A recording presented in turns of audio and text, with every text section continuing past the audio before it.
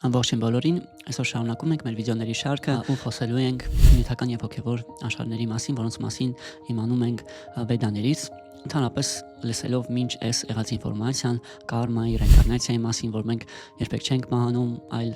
շարունակում ենք նոր կյանք ենք ստանում, մեր կարմայի հետևանքները շարունակում ենք ստանալ, կարող է այս իրավիճակը մի քիչ տխուր թվալ, ասենց ասած, մարդու մոտ կարող է հարց առաջանալ, արդյոք չկա այլընտրանք, արդյոք բոլոր մարդիկ ստիպված են այդ process-ների միջով անդադ անցնել, ու ի վերջո ինչքան կարելի է նորից ծնվել ու մահանալ, արդյոք նույնիսկ բարի մարդիկ այդ process-ի միջով պետք է անցնեն, արդյոք չկա այլընտրանք, իրականում այլընտրանք կա, որովհետև նույնիսկ թե չէր կարելի ստեղծել այս աշխարհը այնպեսին, որպեսզի չլիներ մահ, չէր կարելի ստեղծել աշխարհ, որտեղ չէր լինի կարմա, ստիպված չէինք լինի ինչ-որ դժվարությունների, դասերի միջով անցնել, իրականում կարելի էր ստեղծել այդպիսի աշխարհ ու ստեղծված է այդպիսի աշխարհ, որ կոչվում է հոգևոր աշխարհ, ընդհանրապես այն աշխարհում, որոնց որ մենք ենք ապրում, իր բոլոր իմ թվարկած բոլոր մոլորակներով, բոլոր մոլորակային համակարգերով կոչվում է նյութական աշխարհ, այս աշխարհը անվանում են կարմա քշետրա, քշետրա նշանակում է դաշտ, կարմա արդեն գիտեք ինչ է նշանակում, իսկ այս աշխարհը որոշակի դաշտ է, որտեղ որ գործում է կարմայի օրենքը, որտեղ մենք անընդհատ կարմա ենք կուտակում, բայց կա նաև այլ աշխարհ, հոգևոր աշխարհ, ըստ վեդաների, որը վեդական գրություններում անվանում է վայկունթա, վայկունթա նշանակում է տեղ, որտեղ չկան անհանգստություններ, ու իրականում նյութական հոգևոր, նաև ասեմ, որ չմոռանամ ասել, որ հոգևոր աշխարհը իրականում իր չափերով ավելի մեծ է, քան նյութական աշխարհը, հոգևոր աշխարհը ասում է, որ զբաղեցնում է ամբողջ արարման 3/4 մասը, մինչդեռ նյութական աշխարհը անվանում է էկապադա վիբուտի ու զբաղեցնում է ամբողջ արարման ընդամենը 1/4 մասը, այսինքն հոգևոր աշխարհը շատ ավելի մեծ է, այնտեղ ապրող կենդանիակները 3 անգամ ավելի շատ են, քան այս աշխարհում ապրող էակները, ու իրենցից ոչ բոլորն է, որ հայտնվում է նյութական աշխարհում, ճիշտ ինչպես օրինակ է բերվում, ինչպես օրինակ քաղաքի բնակիչների մեծ մասը բանտում չի հայտնվում, բայց ոմանք, այսինքն բանտը իրականում ամբողջ քաղաքի մեջ ընդամենը մի փոքրիկ մաս է կազմում, ճիշտ այնպես էլ նյութական աշխարհը ամբողջ արարման մեջ ընդամենը մի փոքրիկ մաս է կազմում, ու ոչ բոլորն են, որ այստեղ հայտնվում են, ու այսպես ասած ազատ կյանքը շատ ավելի ազատ աշխարհը, շատ ավելի մեծ է։ Համեմատելով նյութական ու հոգևոր աշխարհները, իրականում, եթե կարդանք վեդական գրությունները, կտեսնենք, որ իրականում այդ երկու աշխարհները իրարից այնքան էլ շատ տարբեր չեն, բավականին նման են, օրինակաբերվում ճիշտ ինչպես օրինակ ծառի արտացոլանքը լճի մեջ, երբեմն մենք կարող ենք տեսնել լիճը ու տեսնել, որ կողքի մեծ ծառը արտացոլված է լճի մեջ, պատկերը նույնն է, այսինքն արտաքնապես շատ նման են, բայց եւ կան նման են ինչով, որ ինչպես նյութական աշխարհում, հոգևոր աշխարհում նույնպես կան մարմիններ, նույնպես կենդանիները ապրում են որոշակի մարմիններում, նույնպես գործում են, կան ընտանիքներ, հարաբերություններ եւ այլն, բայց կան նաեւ որոշակի սկզբունքային տարբերություններ։ Եթե հոգևոր աշխարհը, ինչպես մի քանի վիդեո առաջ նշեցի, սատ, չիտ եւ անանդա է, այսինքն հոգևոր աշխարհը նախ հավերժական է, սատ, այնտեղ չկա ռեինկարնացիա, այնտեղ մարմինները, քանի որ հոգևոր են, չնայած որ նման են մեր մարմինների, բայց հավերժական են, մինչդեռ այնտեղ չկա նաև կարմայի օրենք, իսկ մեր աշխարհը կոչվում է ասատ, այստեղ ամեն ինչ ժամանակավոր է ու այստեղ, այսպես ասած, տնօրինում է կարմայի օրենքը։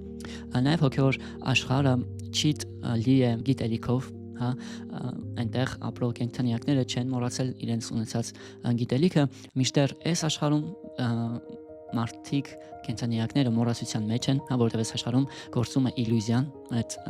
վեդաների լեզվով կոչվում է մայա, այստեղ գործում է որոշակի իլյուզիա, որ մարդու ունեցած հոգևոր գիտելիքը ծածկում է, այսինքն մարդը ժամանակի ընթացքում մոռանում է, որ ինքը Աստծո մասնիկն է, չգիտեմ, մոռանում է, որ ինքը հոգևոր էակ է, մինչդեռ հոգևոր աշխարհում այդ երևույթը տեղի չի ունենում, այնտեղ ամեն ինչ լցված է գիտելիքով ու գիտակցությամբ։ Եվ երրորդը հոգևոր աշխարհը, եթե անանդա է, այսինքն այնտեղ ամեն ինչ երջանկությամբ ու երանությամբ է լցված, կյանքը անհոգ է, ինչպես նշեցի, նյութական աշխարհը անվանում են նիր անանդա, այստեղ տեսնում ենք, որ կան դժվարություններ, կան տառապանքներ, կան դասեր, ու այստեղ մարդիկ սովորաբար իրենց փնտրած երջանկությունն այդպես էլ չեն գտնում, որովհետև փնտրում են ոչ այնտեղ, որտեղ որ պետք է փնտրել, փնտրում են որոշակի նյութական աշխարհիկ բաների մեջ, մինչդեռ իրական երջանկությունը մարդու համար դա հոգևորն է։ Մի խոսքով հոգևոր աշխարհում ի տարբերություն նյութական աշխարհի տիրում է հավերժական գիտելիքով ու երջանկությամբ լի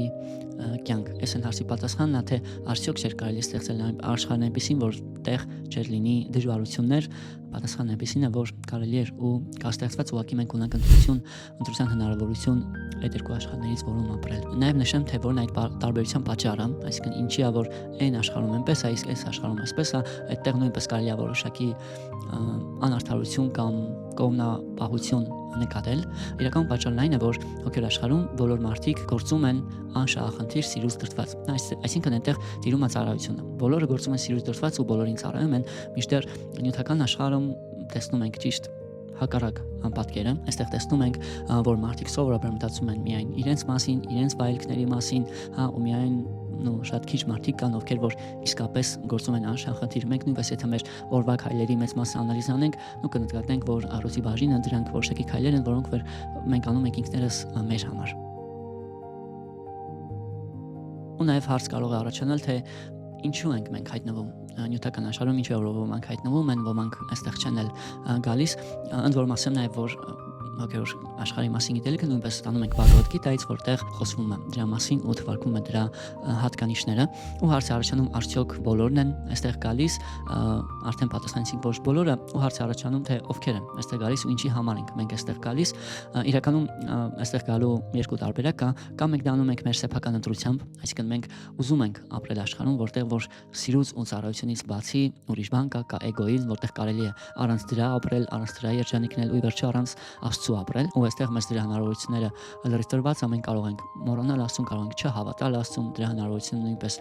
այստեղ կա։ Այդ առաջի տարբերակն է ընտրության, երկրորդը որոշ էակներ, որոշ մարգարեներ, որոշ հոգիներ այստեղ գալիս են որոշակի միսիայով, որոշակի հոգևոր գիտելիք տարածելու համար։ Ուստի շատ կարևոր է զբաղվել հոգևոր կյանքով, իսկ հոգևոր կյանքով զբաղվել նշանակում է մեր մեջ այդ սիրո ու ծառայության հակումը նախ նկատել,